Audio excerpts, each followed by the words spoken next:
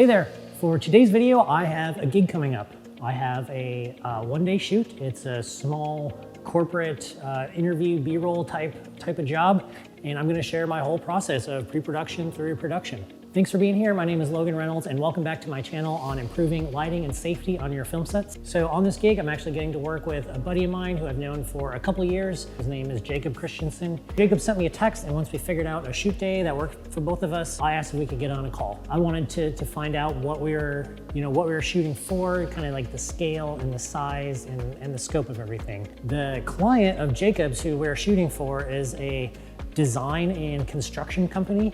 And Mo's coming with Jacob, and that's it. That's the whole crew. I'm doing the entire grip and electric for the entire shoot. So I found out that we're filming content for 3 videos. 2 videos are going to be direct to camera, and those are both gonna share the same setup, and then we're gonna reset everything for a more traditional interview setup where the talent is looking slightly off camera, and that's gonna be a totally separate look. None of the crew is gonna have seen the location in person prior to the day of the shoot. So what I do have is a link with pictures of the house, both inside and outside.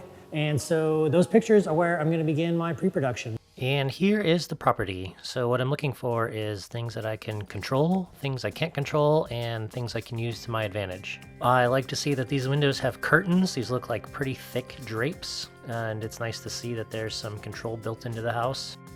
I see a lot of small windows close to the ground. Those look great. I'll be able to easily block or diffuse those if I need to. And there's this very large window. It looks like it's positioned very high, and it looks like it gets direct sunlight. There's possibly going to be some moving shadows and changing light coming in through that window. I'd like to know its exact dimensions and how high off the ground it is, and I'm going to send an email about that shortly and see if I can get some more information. Initially, just looking at this picture, my thought is to maybe use a mambo combo on the inside and T-bone an 8x solid and just raise that up and block that window out completely. I'm always looking for things I can do to add a little extra value and take things to the next step. Looks like there's a big window on the back side of the house as well. This window does not concern me as much because this one wouldn't be getting direct sunlight. Looking at the rest of the house, I see a pretty comfortable ceiling height. The kitchen and the dining room are featured in several pictures, so I'm taking that as a clue that we might be either in those spaces or be seeing into them. There's nice exposed wood beams in the kitchen, and I see those as potential mounting points, so I'm gonna have some cribbing and some clamps on hand. I also see a lot of lamps and practicals in the photos, so I'm gonna make sure to have plenty of globes and squeezers on hand.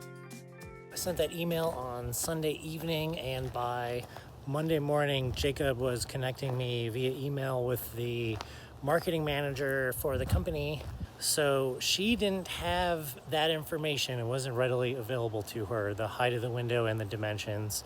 The information that she was able to provide was that it does not have any shears or drapes or anything built in to control the light, and that it is, it's part of a loft space. It's a second story. So I'm gonna go ahead and reach out to the local rental house and reserve a mambo combo for the shoot. While I was unloading, Jacob and Mo were scouting their framing, and even though it was a pretty large space, they ended up putting the cameras in a corner so there was as much depth in the frame as possible. The window that I was worried about ended up not being as hard to reach as I thought it was going to be. I got by just fine using a regular grip combo.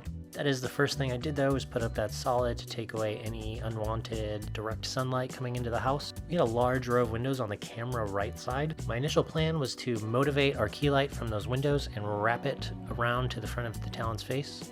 I ended up having to adjust that when they were looking for a frame for their second camera. In order to find an interesting background for the B cam, it had to go on the camera right side of the A cam. And if I would have put my key light there, then that would have made that second camera just very flat lighting on the talent's face. So that made me want to move my key light to the other side. The row of windows had a pretty heavy drape built into it. There was not a complete solid blackout curtain, but it was was effective in cutting enough light that we could light around it. So it's feeling like things are all working out. We've established the direction of our key light. A couple other things I did is that I had a Leica with a window patterned gobo on it, and I used that to further motivate our key light. The key light was an aperture 600D, and I actually used that with no modifier, just bare LED, and I double diffused that, and I wanted to fill up the entire 8x rag with the output of the 600. In addition, I had a quasar crossfade set to daylight, and that was our hair light. And the final touch before we were ready to start rolling is that I added a 4x4 floppy on the shadow side to create a little bit more contrast. Here's the Leica with the window pattern gobo, and our hair light, and the key light. Check the description to see a link to the final project.